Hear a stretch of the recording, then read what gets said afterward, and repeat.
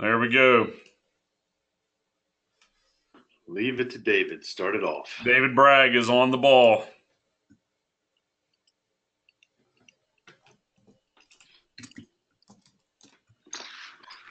All right. I might be able to respond. Nope. There we go. So you're going to have to figure it out, Joe.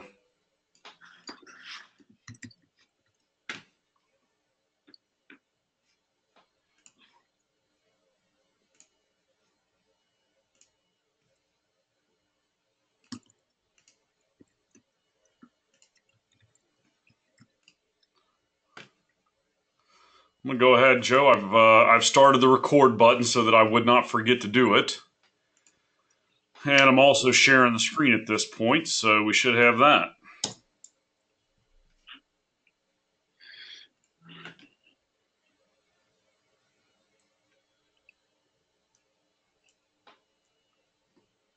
I'm seeing it. Good.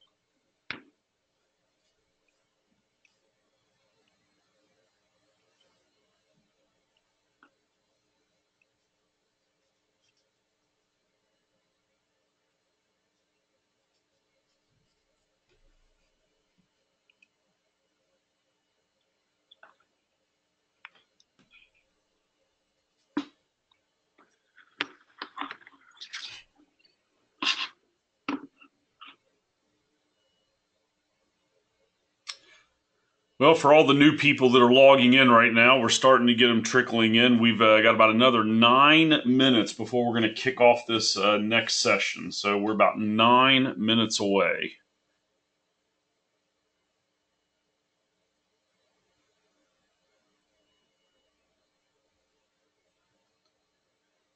And it would probably be good to note everybody probably should have the ability to ask a question in the chat window because today, of all days, we're predicting that there's going to be more questions about the topic we're discussing today than any of the other topics that we've had. So, each of you, if you want to test submitting a question, now would be a fantastic time to confirm that you are able to do that. We got our first question come in. Today is not workflow. Today is the we're going to start out and we're going to talk about a couple of new features that just added. I'll see, guys. Somebody's already messing around with us, Joe. And so, anyways, today we're going to start with a couple of new features we've recently rolled out, and we're going to talk in depth about auto dispo that's getting ready to be released. Those are the primary topics today.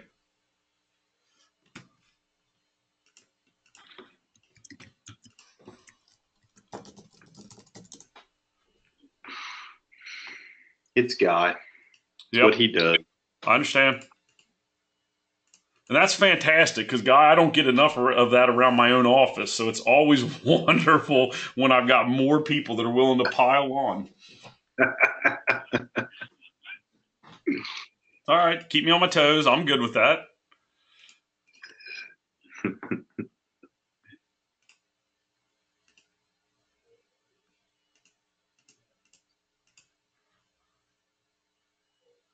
I figure any minute Dave Bragg is going to take that cue and he's going to jump in with something too. But see, the difference is I'm expecting that from David. So David's got a much more difficult job to try to get me with that.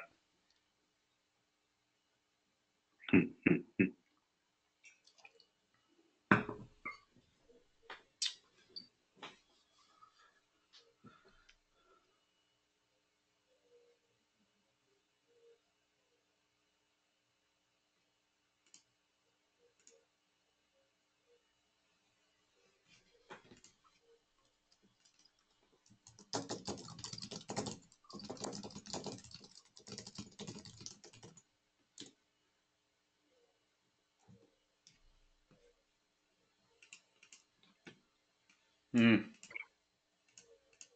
There you go, Joe. We got another question. I'll let you handle that one. Not yet. Not yet. That was just a blanket not yet. Most people have no clue what the question was, and you just said not yet. So we're going to go with a blanket not yet to whatever questions are rolling in. Eddie asked a good question, so got to He build did. that out yet. I don't know what is Jason Michael at El Mirage. Hello, and good late morning to you.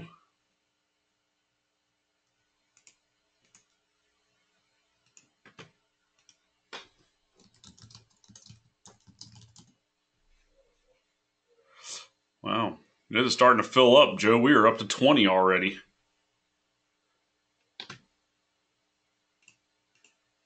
Big announcement coming today.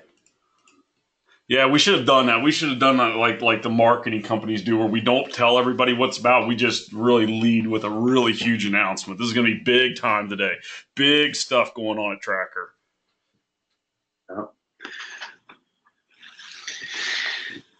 Could run out some big, massive haul. Done it all up with electronics and confetti. Yeah. And really, all we need for that is just a larger room with a nice green screen background, and we could have Ryan. I mean, we could be doing this announcement from the Coliseum in Rome. I mean, it's get a good echoing mic, like one of those today, tracker. Gonna need to invest in some black turtlenecks, I think. You can do that too. Yeah.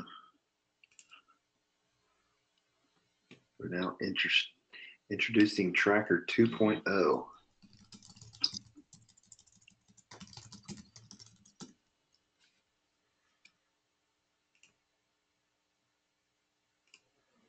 Hold on here.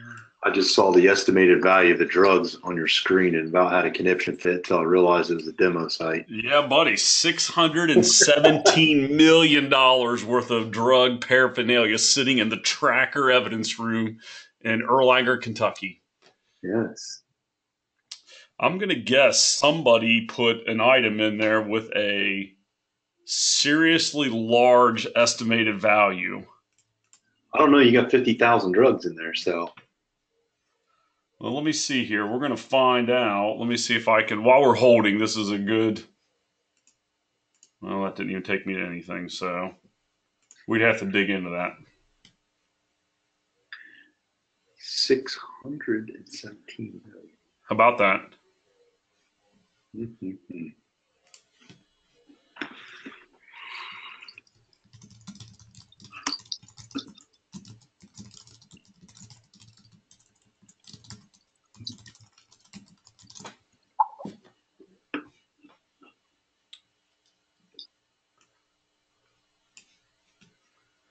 All right, we're down to 2.5 minutes, and then we'll get this party started. I'm hoping to see if we can get above 30 today. I expected 35. And let's see if we can get above. There's Christy. Hold on, Christy. Stand by.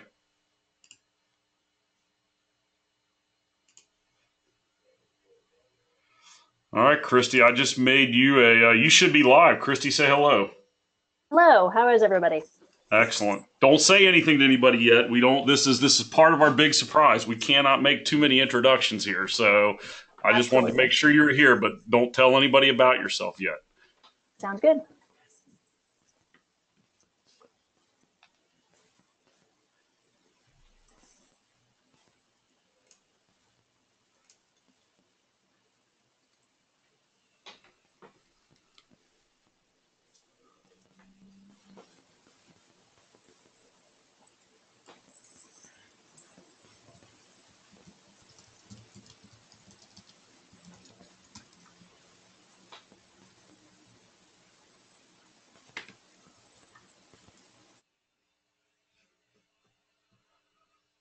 Uh-oh, we got a question rolling in, Joe.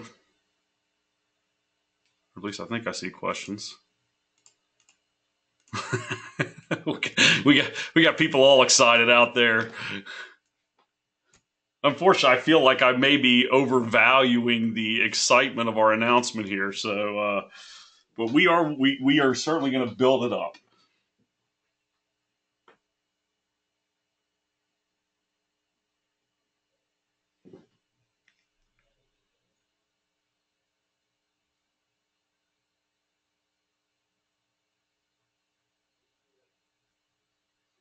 Oh, I see Nick from Fargo from Bismarck is on here. Hello, Nick.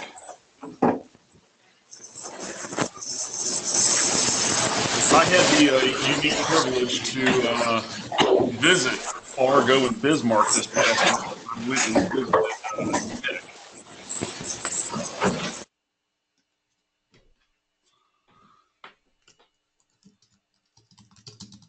So.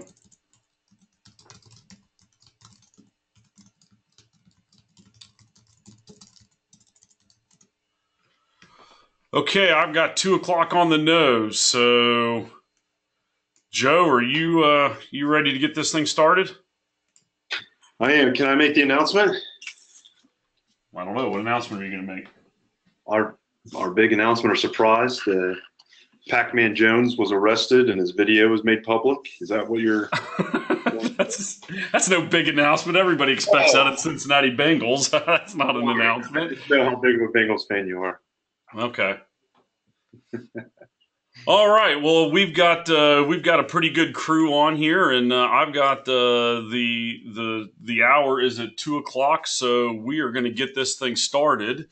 And I guess just as a bit of an agenda for the day, a couple of things that we are certainly going to cover is we have a couple of new updates that recently went out that you should have received an email that they were available, but I'm going to spend a few minutes to run through doing those today. And then we're going to spend some time talking about auto dispo, which I believe is what most people are on here to hear about today. And so I want to dedicate a bit of time to going through all of that.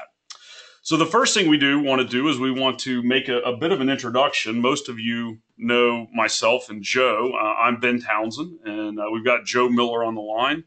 But we have a third person today that is new to Tracker, and it's sort of a special introduction.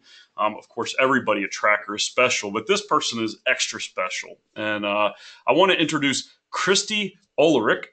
And so say hi to everybody, Christy.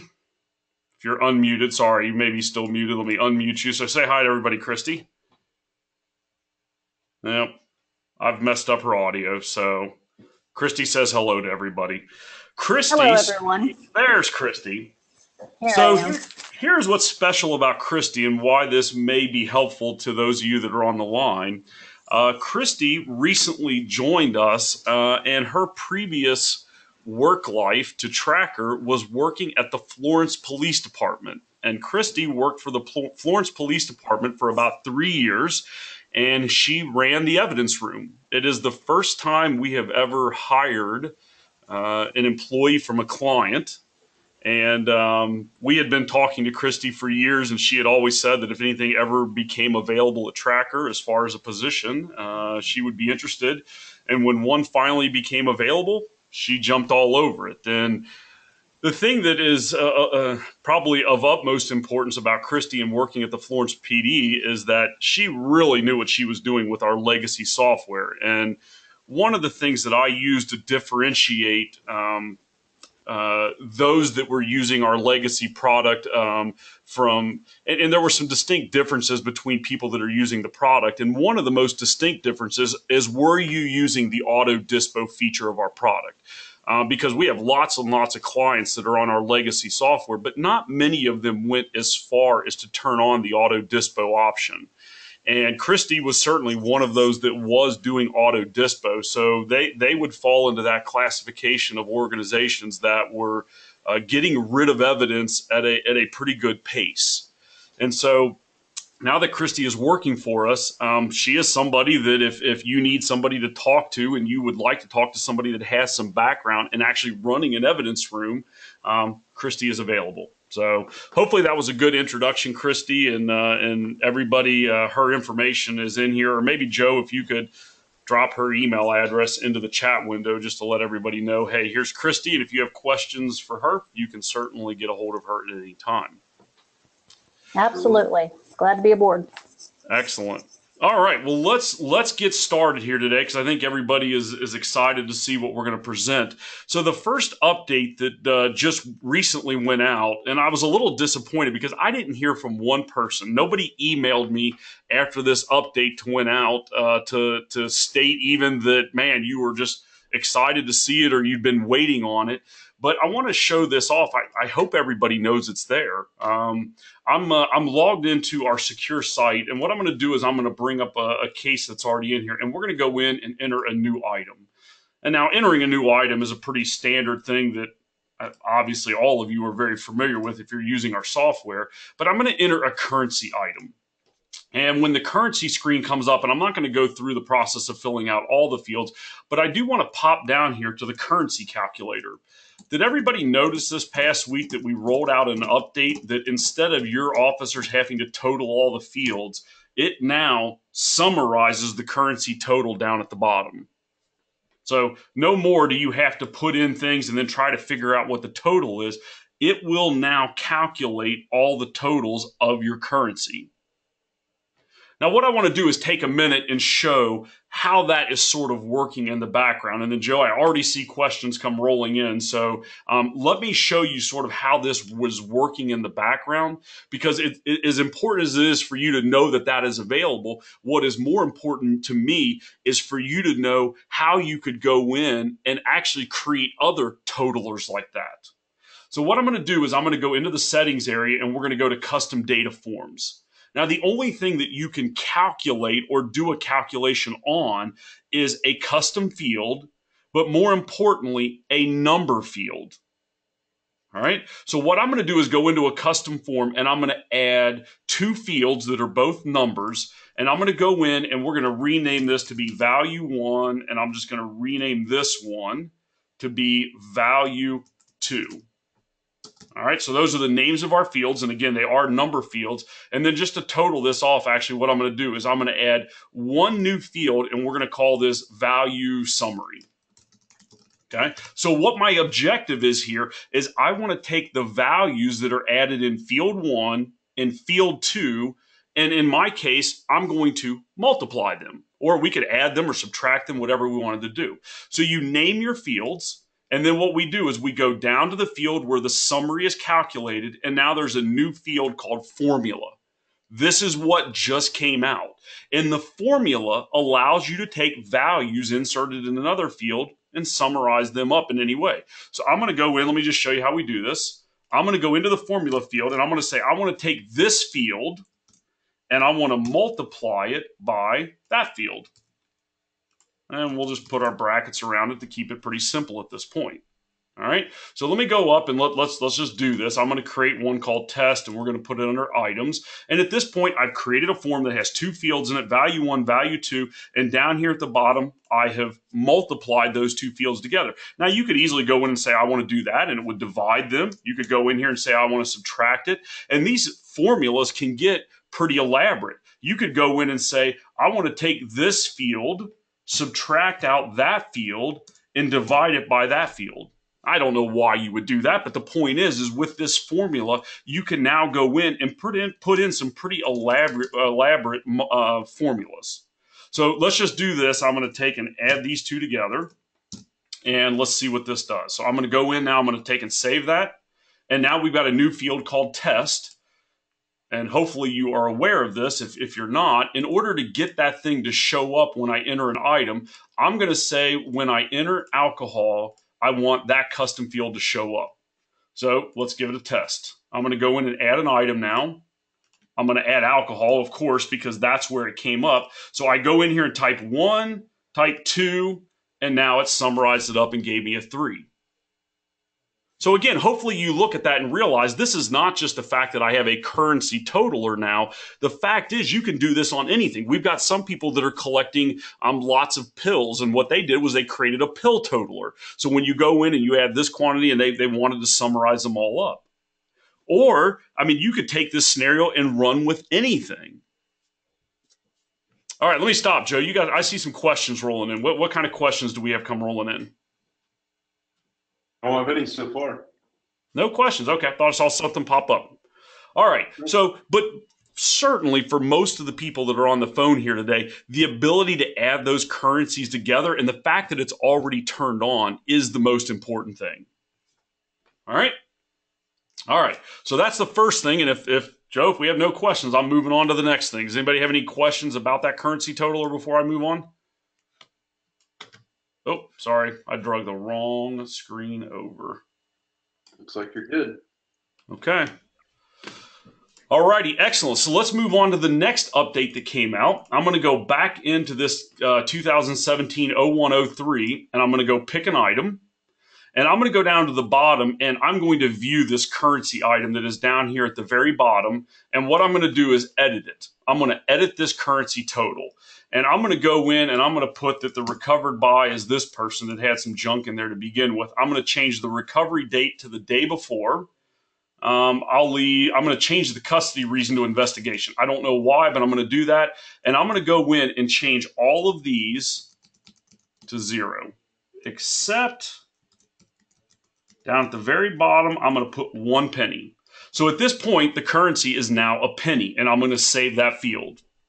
Now, this is not anything new, but here is the new thing. When I go to the history tab now, and the history tab shows you any modification ever made to the item that you're looking at. So I can tell that in the history of this item, it has had 6 modifications made. I'm going to view the details on what is the most recent modification, and I can tell it's the most recent because the update is dated 2/10, which is my current time. And when I click on details, it's now going to pop up a window, and the update is now that on the left-hand side of the screen, we show the current value, and on the right-hand side, we show what the previous value was to that item, and then we mark in red the values that changed. So you can tell that I made this update at 2/10, and I changed the recovery date, I changed the recovered by, and you can see, look, see the values on the left and right, and I changed the custody reason from forfeiture to investigation, and then down at the bottom, notice all the zeros now, whereas they were, I changed that item from $10,190.23 all the way down to a penny. Now, this actually is a bug that it's not putting in red the custom fields. Every one of those fields should be shown in red. But the nice thing about this update is now at any point you can go in and say, all right, that modification right there, what is it that they changed from the previous item? So that is a pretty sizable new addition, and it does the same thing at the case level. If somebody were to go in and modify information about a case, it will also do the same thing at that level. Okay, hopefully all of you are getting the emails, because I believe everybody that is on here, we are pretty accustomed to sending out emails when these things are coming up and when we roll out new releases like that. Hopefully all of you already were aware that that was rolled out because the emails went out this previous week. If you didn't get those, then you need to let us know so that we can make sure you're on the list. And somebody put on there, keeping people honest. There is no doubt about it. That is the purpose of us having. And in fact, I think everybody knows this, but I'll go ahead and make this statement. Our desire is to track everything that goes on in this software. We should be in a position that if one of you were to go rogue, and in a group of this size, it wouldn't be shocking that someday we find out that somebody that's on the phone here decided they were going to start stealing stuff out of the evidence room. And I hope nobody does that. But inevitably, if you've ever been to one of Joe Latta's IAPE classes, he spends quite a bit of time running through all the news articles for all the people that went rogue. We want to be in a position that if your supervisor calls us up on the phone and says, I need to know anything that this person ever touched or modified, and as far as what we can track in the software, and the ability to go in and say, at least for guns, drugs, and money, here's all the modifications that were made. What if, we found out all of a sudden that an item like this was changed from $10,190 down to a penny, and the person in the evidence room did that? Okay, so anyways, that is why we have those, and I just want to let everybody know that that is an update that just came out. All right, Joe, I see that people like the features. I don't see any questions coming in. Do you have anything coming in from your side? No questions yet. All right. Well, the next thing that we discussed is no doubt going to solicit some questions. And I'm sort of, I guess one of the beautiful things about these safe sessions is I can change them up at the last minute. And what I was going to do was to spend the first 20 minutes going through some of the different administrative settings within the software. And then I was going to get into Auto Dispo at the end. I believe that my discussion on Auto Dispo may take a little bit longer than I planned, so I actually want to allow more time for it. So I'm going to switch it up, and we're going to do Auto Dispo first. I'm going to give you the sneak peek that we've been talking about, because I believe most of you are on here today because you want to see the stuff that's coming out on Auto Dispo. And if we roll through all of this and it's very quick and nobody has any questions, then I'll come back to the administrative settings at the end. But let's see how it goes first. I definitely want to spend the bulk of our time talking about Auto Dispo. I'm getting a lot of questions. A lot of people say they're not interested in Auto Dispo. They'd rather you go into the settings. Oh, I think I'm about to see people blow up the chat window and tell you to shut up, Joe, because I don't think that is the case. In fact, it is sort of the funny part about this is, it is the one thing that we've heard the most about over the last year. I mean, our product has been, this new safe system has been in production for almost 18 months now. And it is the one singular thing that we hear the most about. In fact, a lot of the people that are on the line here today are still in our legacy product, ready to move into safe, pending this one specific update. And so I'm glad to say we are ready to begin to show this thing off. And so let's talk about, as I begin to show this off, I think an important thing is to let's first define what is the goal. What are we shooting for with auto disposition? Because if I can explain how we get to where we're trying to get, it's a lot easier to move backwards and say, now I see the purpose of that. All right. So if you look at my screen here right now, I'm logged in and I'm showing off a sample organization. And I want to focus on this graph in the top left-hand corner. This is one of the nice graphs that are in our software. Is it shows how much evidence is coming in over a 1-year period of time and how much is being disposed. And I think I can make a statement that everybody will give me sort of a hallelujah amen on. I believe that the single most important function of somebody that is operating an evidence room is to get rid of evidence in a timely manner. Now, I think that's a fair statement, and maybe you would say I'm not there right now, but that's where I want to be. That is sort of the end goal. I want to be getting rid of evidence at a good pace. So that's the statement. That's where we're going. And when you look at this graph right here, you can see that during 1 month of the last year, I got rid of as much evidence as what I brought in. Now, for most of you on the line, you're not looking at numbers this small. In fact, I know that there are some of you on the line that you bring in upwards of 2,000 pieces of evidence in a given month. So you can imagine if I'm bringing in 2,000 and I'm only getting rid of, let's say, 100 a month, I'm bringing in a lot more than what I'm getting rid of. So the end goal of auto disposition is to put you into a position where you're getting rid of more evidence than what you're bringing in. That's where we want to be. So here is what auto disposition looks like. Let's scroll down just a little bit. Actually, hold on. I'm going to flip over to here. So I'm going to log into my development environment. So as a matter of fact, the auto disposition that I'm going to show you right now and sort of demo is not even available in our production environment yet. It is almost there. Okay, so let me do this. That's why it says dev up there at the top. Hold on, I got to get my password here.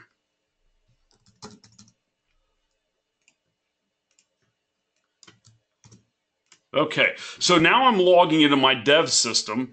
And again, sort of sticking with the theme of where am I trying to go with this, I have created some new widgets down here at the bottom. And these widgets are specifically developed for auto disposition. So let's spend a minute and look at this one down here in the bottom left-hand corner. This is giving me statistics about evidence that is currently within my possession. Number one, this system has 4,149 cases, okay? 2,908 of them have at least one active item in it. And then there are 4,148 cases that have at least an item in it. So there's only one case that does not actually have an item in it. One of the significant differences of auto disposition in this new product versus the legacy one, in the legacy product, we were tracking individual items that needed to be disposed. So an email alert could go out saying all 50 of these pieces of evidence are up for review. One of the major changes we had in going to auto disposition in the new product is we moved everything up to the case level. We want cases to be reviewed now. So why does it matter that a case is being reviewed? Because in this product now, we also have digital evidence. We don't just only have physical evidence, but we also have digital evidence. Does it not make sense that when I have somebody review a case, I don't want them just reviewing active items. I want them to review all of my physical evidence and all of the digital evidence, so that when they give me a response, we can say, yes, get rid of this physical evidence and get rid of this digital evidence. It's no longer just based on items. So that's the first and probably most significant difference. And another thing that I will throw out, this is the first time that we have developed something of this size within our software. And I ran this by 5 different clients to get their input on this before we even began designing it.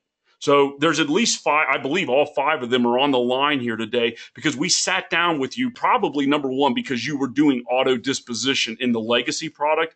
We ran this by all of them. So if any of you says, I don't like this, what you've designed, for the first time now, it's not Ben and Joe that are on the hook. It's 5 other people that have also had input on it, but I believe we totally nailed this thing. Okay, so let me show you how we turn this thing on. So what I'm going to do is go into Settings, Organization, and when this comes out, you're going to notice there's a new tab called Auto Disposition. So that is important to note. You have to turn it on first. It's not on by default. In fact, we don't want auto disposition on by default. A lot of you are coming on. You're just trying to get in all of your old evidence. We don't want to turn on auto disposition until we have everything in the system. All right. But when you do come to turning it on, I'm going to go down here and say, I want to edit this, and I do want to turn it on. So right now in this organization, auto disposition is indeed enabled. And it's just that little, you just flip that little switch right there. And then the next thing down determines, when it is turned on, which permission groups can see the auto dispo information. Because I think we would all agree, we don't necessarily want my officers to log in and be able to modify a follow-up date for a case. Because what's going to happen if your officers find out they're getting notifications based on the date they put in? They're going to start kicking those things 20 years down the road to when they're no longer there, and they're going to say, I'm going to let somebody else worry about this. So what happens is when a new case is generated, the only people that can even see that disposition information are the people that you list right there.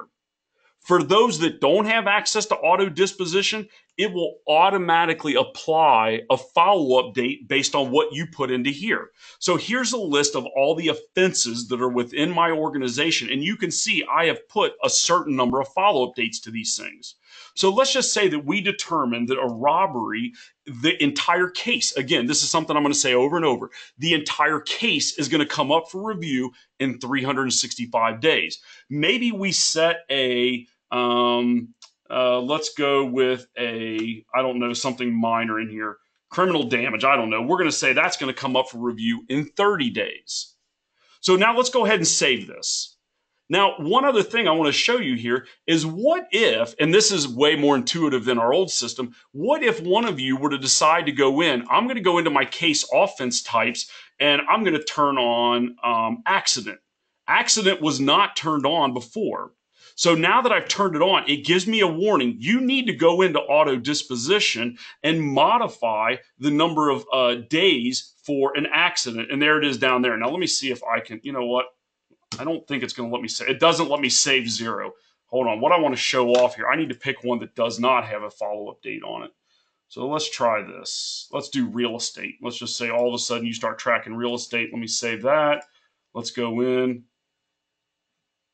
And where's real estate in the list? Perfect. Notice how real estate has 0 days on it. So when I go back now and try to add a new case, it automatically pops up and says your case entry has been disabled because you have at least one offense type that now does not have a automatic follow-up date. We don't want somebody putting in real estate and it doesn't get a follow-up date. So we've actually accounted for that. And the only way now I can go back in and enter a case is to either set a number of follow-up dates to this, which is what I'm going to do, or we have to turn off that field. So now that everything that I'm using has a follow-up date, I can now go back in and add a case. So let's do this.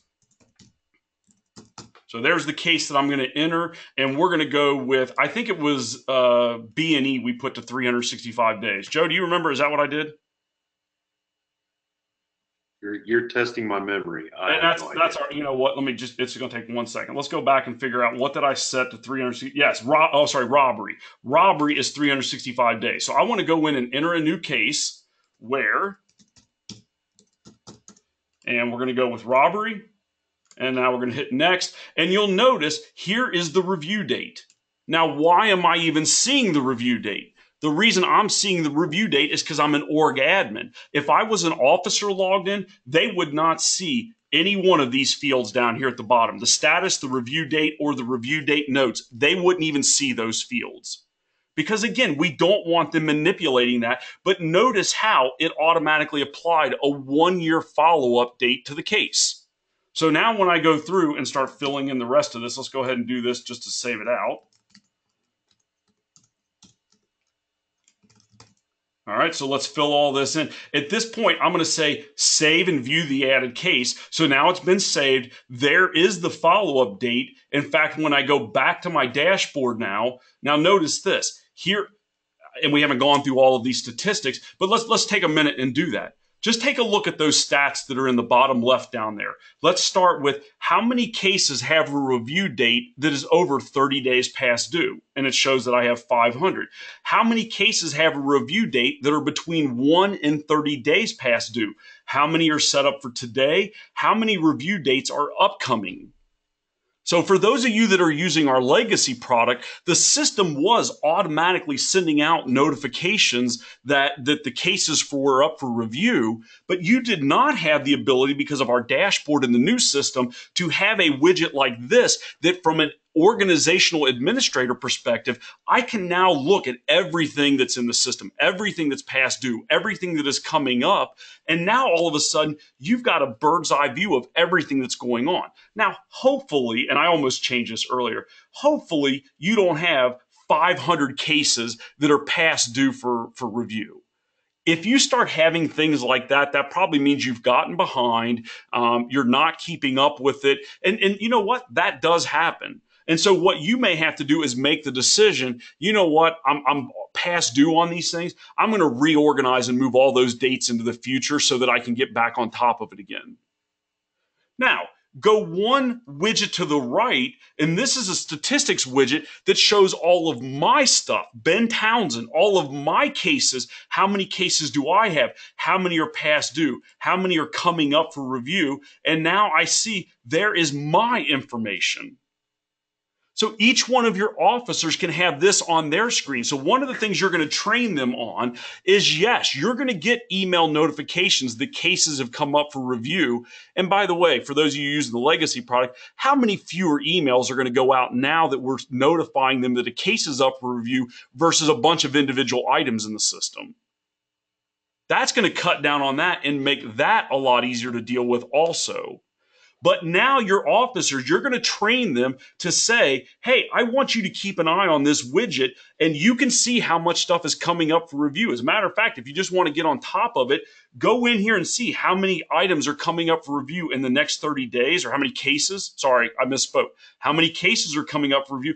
I can see that I've got 99. I can click on any one of these numbers, and I can see all of the cases that are about to come up for review. And so here are all of Ben Townsend's 99 cases that are coming up for review in the next 30 days.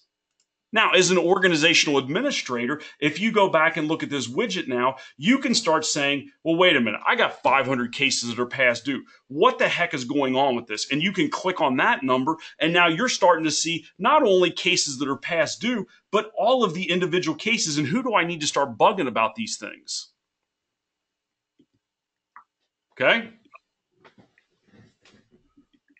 All right, so let's do this now. So let me take a step back and let's go in and look at a couple of other things that are in here. One of the things that I've got the guys, they're still working out the kinks on it, is I want you to be able, each one of you on the phone, to go in and say, hey, wait a minute, these things are really past due. I want to reorganize them. So one of the things that I sort of skipped earlier is inside this auto dispo tab. Right now, I can see that there are 728 cases that have no review date. So now what I can do is hop in and say, I want to take all 728 and I want to kick that review date to between August, whatever, and then I'm going to do, several years down the road.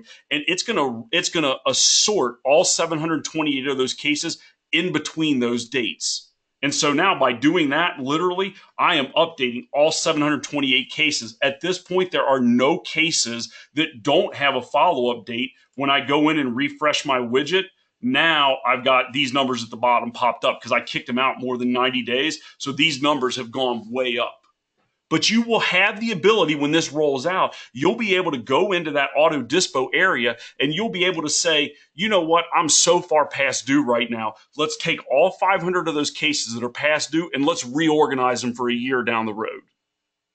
The objective is not to try and turn the faucet on so fast that people aren't keeping up with them. Because keep in mind, these notifications that go out are going to go to the case officer, the person that's in charge of the case, from you. So if you were to do something crazy like reorganize 5,000 cases over the next 4 days, you're going to have 1,250 cases going out every day. And what's going to happen when people start getting the assortment of those 1,250 cases? They're going to say, forget it, I'm not doing this. You want to set it up to where, maybe you have 3,000 cases. Maybe spread that out over the next 4 years. It doesn't matter that it takes 4 years to go through all of those things. What matters is that you have begun the process of auto disposition. Get it to where a couple of them go out over the next couple of weeks. Get people the feel for how this is going to work, and then the process has begun. That is the goal. Get it started. It's not get it done as fast as you can. Now, I understand the desire is let's get this thing moving so we can get it done. But the goal is just get it started.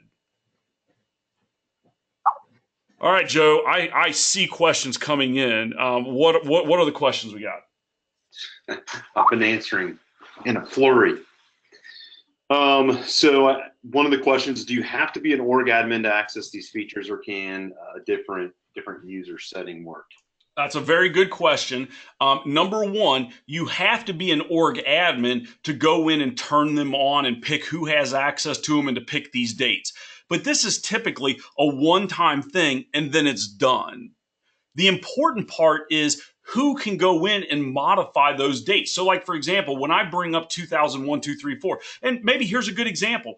Well, maybe this is not a great example because this doesn't come out for a year from now. But what if that officer or that case officer told me, you know what, this thing is not going to go to trial for 2 years. You can bug me in a year, but I'm going to tell you it's not to trial. And so you make the decision, you know what, I'm going to bump this thing 2 years down the road because they asked me. So in order to go in and edit and modify that date, let's say we just switch it to 2020.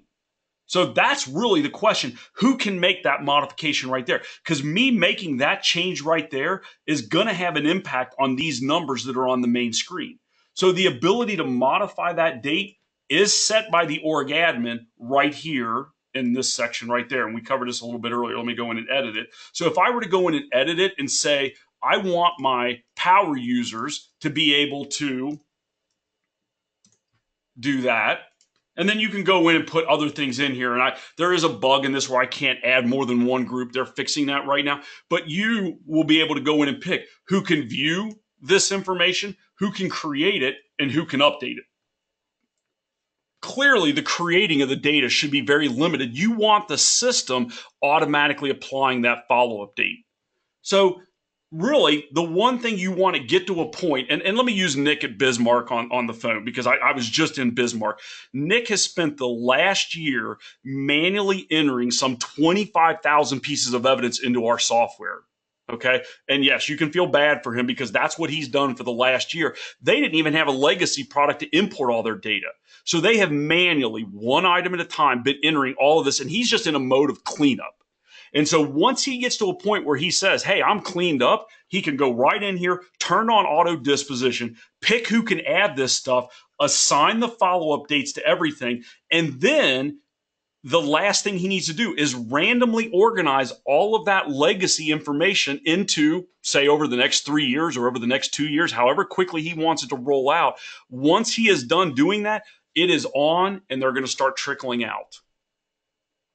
Now, again, when I said trickle out, one other thing I do want to throw out, if you did not see our safe session on tasking, the goal of the software is when that case comes up for review, you don't have to notify the officer. They are automatically going to get a task, and it's going to be something like this, case review, and it's going to put the case number in there, 2017-1234. Hey, this case is up for review. What do you want to do with it? It's going to look something like that. I mean, that's clearly not the wording I'm going to use. And then it's going to go to whomever the case officer is. So let's say that that's the case officer. And the last thing it's going to do is it's going to link that case number to it. Okay, so there it is. So I'm going to hit save now. And so what happens is when that thing saves, Ben Townsend, which happens to be me, is going to get an email saying this case is up for review. I'm going to go in and click on the details. There's the case that's attached to it. I can click on that case number. It's going to take me into the case, and I'm going to review the items and the media, which understandably this case doesn't have anything on it. But I would go in and review both of those things. I would then go back to my task. I would go down here to the bottom and say, hey, this thing pled out 2 years ago. Please get rid of it. Okay, something like that. Now, when that goes through, and I know I misspelled please, but when you get that response, you could go into them and say, hey, what do you mean by everything? I literally want you to list out, get rid of all 32 items or something to that effect. But as that communication's going back and forth, this task becomes your instructional document to go ahead and do whatever they're saying with it. But again, the important note here is you, the evidence administrator, did not go in and generate this task. When that case came up for review, it automatically sent out the notification. So one of the things, going back to Nick, one of the things he can do when he turns on this feature and he goes in and resorts them over the next year, from this widget right here, he can see how many are going to come up in the next 30 days, how many are going to come up in the next 90 days, and he can say, I'm good with that, or I'm not good with that. I need to reorganize that to be less. You know, he may say, I only want 100 to come out in the next 30 days. And he can control and manipulate that now. And he's going to see it from the statistics on the widget, what is going to come up for review. Okay, I over-elaborated that. Let me stop again and hopefully I answered that question, Joe. What other questions do we have, or did I miss some part of that? No, I definitely overanalyzed. That's good. Okay.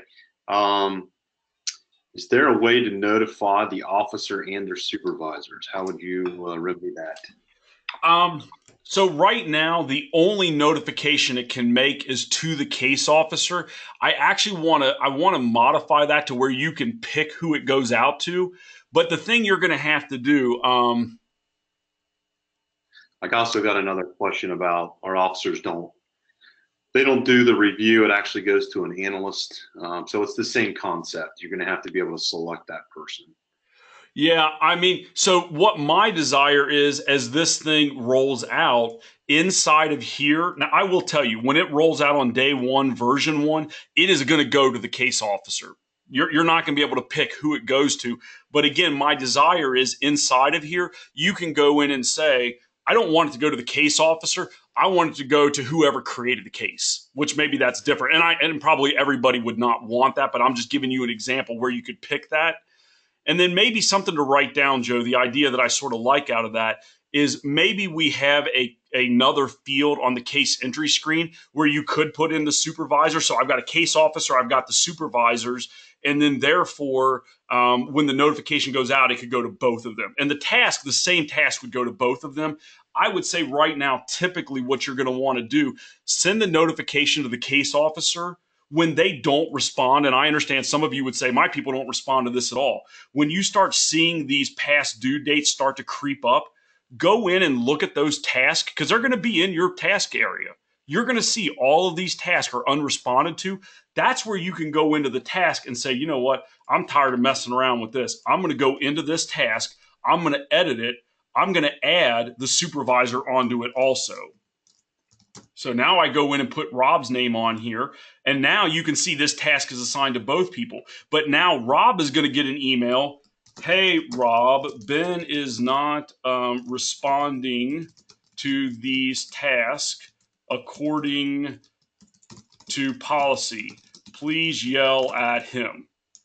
Okay?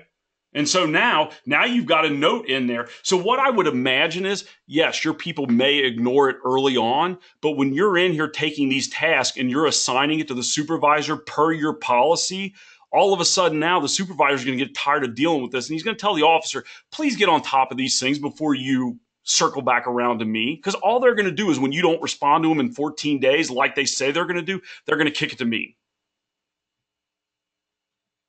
Okay. Can the officers or the users close tasks? That is actually up to you. So now one of the things we built inside your permission group area. So for example, let's go into my basic users. There is now a permission in here on tasks. So by the way, permissions, if you've missed our previous segment on permissions, this is where you can control which permission group can do what. So all you do is go down to the task area down here at the bottom, and you can say, hey, I don't want them to open or close. And so if you uncheck that box, now they cannot close task. So we built that in there so that you can control what they can do. The last one is for those that are on our legacy product, how does their current tasks and next review dates transfer over? The problem we have, and so I see Dana's asking that question. The problem we have is all the auto dispo in the legacy product is at the item level. And so when we begin to import all of this stuff, how do we take item level information and put it at the case level? And that is probably a conversation we're going to have with each one of you individually as we begin to import your data. We're going to have to answer that question and determine how you want to do that in the new product. It's not going to be, since it's not just importing case information that already has all that case stuff on it, it's probably going to be a bit custom per each one of you. So we're going to have to discuss that. Good deal.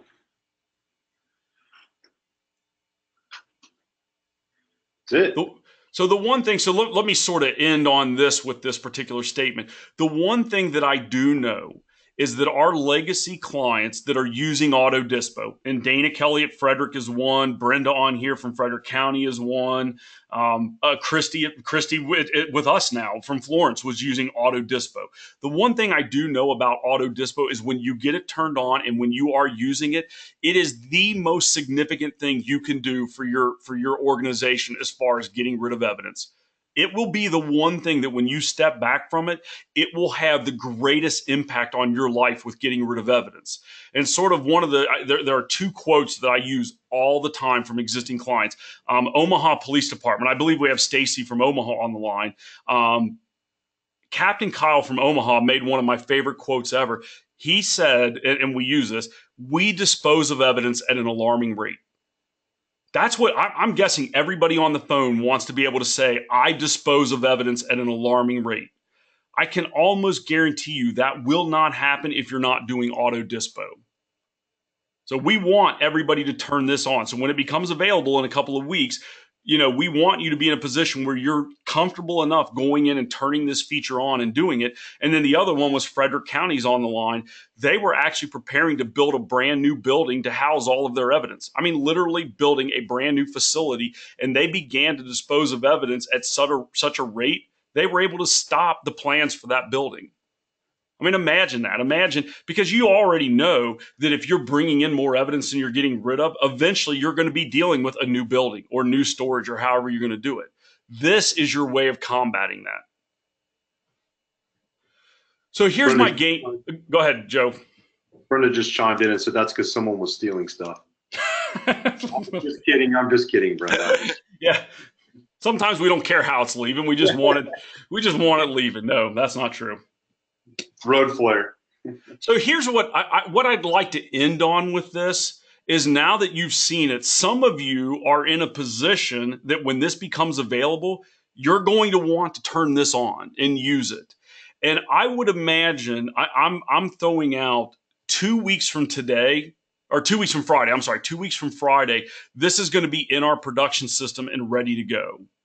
But what I'd like to do for any of you that want to turn this on, since again, this is our first run at turning it on, and while we are testing it, making sure it works, I'd like to walk it through you and help you get it up and running to make sure it is completely functional and that we're looking at the results. So I don't want you to just go in and flip it on and you have no idea what's about to happen. I'm going to help you do that. So all you have to do is say, yes, I am ready for it. Yes, I do want this turned on. And let me or Joe or somebody on this end know that you want some help with that. And we'll schedule a time and we'll walk you through what I did here today to make sure it's turned on properly and that you're successful at doing it.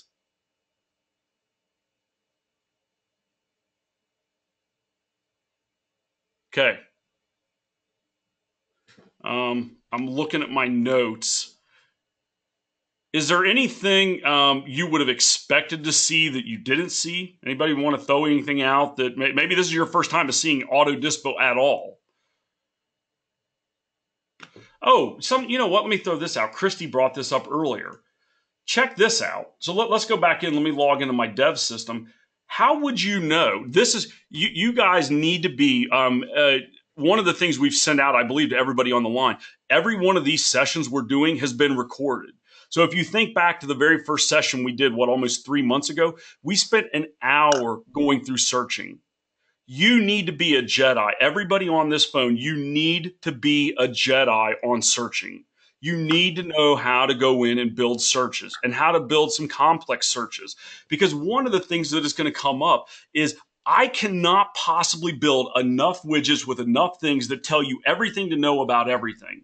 So one of the questions you're going to bring up is, I'm looking at this widget on the bottom left here. You turn this on for me, but how do I know who all of these things are past due to? I can certainly click on and go in here and see. I mean, here's a list of 500 cases that are past due, and I can run down this list and see that the case officer is Victor. But as I roll through these are going to be changing. So how do we know who is the person that's responsible for these things being past due? Well, this is where you should be able to go in to search, go into cases, and say, I want to build a case search. So I'm going to go down here and say, I want everything where the review date is older than 30 days and the case officer is that Victor. And I think we imported a bunch of this data. It may be all 500 items are him. So I'm going to save this and call this Victor's past due cases. Maybe you've got that one guy that is typically the one that's really bad at it. So go in and build a search, save the search, and now under this window down here, I've got a new window called past due officers. I'm going to go in and I'm going to add Victor's past due cases, and I can tell that Victor is responsible for 499 of the 500 of those. Now again, I hope that you don't have one guy that's responsible for 500 past due cases. Hopefully you've not allowed it to get to that point. Hopefully it's only 5 or 6 or 7 or 8. But the point is, you can go in. If you are a Jedi at building widgets, when you start thinking of these things and you're like, well, yeah, I need to know who's past due on all these things. Go in and start building widgets in Windows that start telling you all of this data. Because again, the point is, I can't possibly build enough for you. I am definitely going to build these two right here so that you can just turn those on. But when it comes to getting far more granular details on these, you're going to need to know how to go in and build those searches. Now, we've recorded that 45-minute video on how to do all of that searching. You can go back at any time and watch that and become a Jedi on doing searching. Okay, I didn't mean to go for 40 minutes. That sort of happens in my life when I start talking before I know it, it's 40 minutes. Joe, anything else? Any last comments or questions on this? Just checking. The system admin wants to know if you could turn on my items up for review for every officer. And that answer is... Well, yeah. So keep in mind, when I build it, when it says my items, I have to build it so that when somebody turns this on, it takes their login name. So if you wanted a window for every officer or a different line item for every officer, you're going to have to go in and build those searches and turn them on for each officer. I don't have a way to go in and say, hey, give me, at least I don't have a way yet of going in, because maybe you have 500 officers. And I understand you don't want to go in and build 500 windows. I don't have a way to turn that on for every officer. So by default, when that officer logs in, will they see the my? Yes, that's the idea behind it, is when that widget is added, when each officer logs in, the my is related to the person logged in. It is my information. So yes, you want to make sure your officers are looking at that window and keeping on top of all that data, because that's going to let them know when you're going to come start bugging them. So by default, I guess what they're asking is, yes, it's turned on for the logged in user. If you as an org admin wanted to see theirs, you would build that widget for everyone. That is true. You could build a widget. Maybe you see this, and this is something that recently came out. I think we explained this. Notice how in each of these widget windows, there's an ID in the top right-hand corner. That means you could build a widget and allow somebody else in your organization to copy it onto their desktop. All they have to do is go up to add widgets and select copy user widget and punch in that ID number, and then the entirety of that widget will show up on their screen. I don't have a way for you to automatically put it on everybody's screen.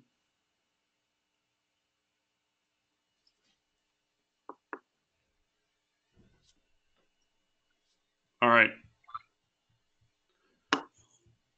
This is, I guess another quick point. This feature, like anything else, it gets built to be better over time. You are seeing version 1. There is no doubt that this is such an important feature. We will modify and give you more ability to do things over time. So don't take this as this is the end-all, be-all. This is enough for you guys to look at and say, yes, I understand what this is doing. I understand how it's going to help me. I want to get this turned on. I want to get these widgets. And then for some of you that still have to transfer into the new product, you can at least see where this thing is going. In 2 weeks, it will be usable. Maybe it's not as usable as you would like it.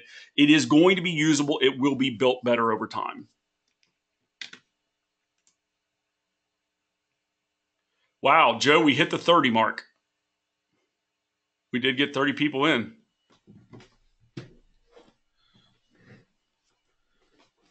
Okay. Got 8 minutes to go through settings. Ready to go. I'm actually going to punt on that. We'll kick that down the road, and we'll do that in the next one. There's anybody that's been hearing me for 52 minutes, that's more than enough. I don't think anybody's going to complain about that, right? So we'll do, we may just go a couple of weeks down the road, because what I really want to do is once this thing is finalized and out in production, I was going to do a safe session on it, but at this point, what I would really like is if there are 2 or 3 people on here that in 2 to 3, 4 weeks, you're ready to turn this thing on, I make yourself known so that we can talk to you about turning this on and using it. That's really my next goal, is to get somebody actually using it. Got 2 already. You do. Excellent. All right. You want to tell me who those are, Joe? I'm interested. Three of them. You got Larry Tarrant, Jason Michael, Krista Morton. All right. Yeah. Guy Brookstein. Got four. Okay. Well, again, the offer that I'm making for at least the four of you, and if anybody else comes along, once this is available, I will help you turn it on, and I will go through all the setup, and I'll make sure, all the things I did today, I will walk through and make sure those things are set up and that you know what the flow is going to look like. Because again, the thing we want to avoid is too much coming out too quick to where people ignore it. The one thing you guys can do for me in the meantime is maybe go talk to the supervisors, let them know what you're about to do. Let them know that this system is very slowly going to start sending out notifications to the case officer, and you need to get something in place to let them know that they can't just ignore it. You'll reassign it to the supervisor if we do that. Those are some of the foundational things you can begin to do so that when you turn this on, people aren't like, what is this thing? I'm not answering it. Make sure they have to respond. Okay. Anything else, Joe? Nope, that's it. You got five of them. Okay, good. We got another one. So, all right, so we got 5 people that hopefully within a month are going to have this thing turned on. I am super excited about that. We'll report back to everybody else and let everybody know how that's going. I expect that it's going to go well. Because again, this is not our first time doing auto dispo. We've got people that have been doing it for years in the legacy product. This is just doing it in the new system, and I think this is better. I don't know, hopefully Dana or Brenda or some of the people that have been using it will look at this and say, certainly the statistics and reporting are better. Having these widgets on the main screen, this is way better than the legacy product. So I'm hoping you look at this and say, yes, this is significantly better. Okay, I'm going to end on that, guys. Everybody, thank you so much for your time, and we'll be in contact with the 5 of you that have signed up. If anybody else wants to sign up, just send me or Joe an email. We'll get you on the list, and we'll go from there, guys. Thank you for your time, and everybody have a great day.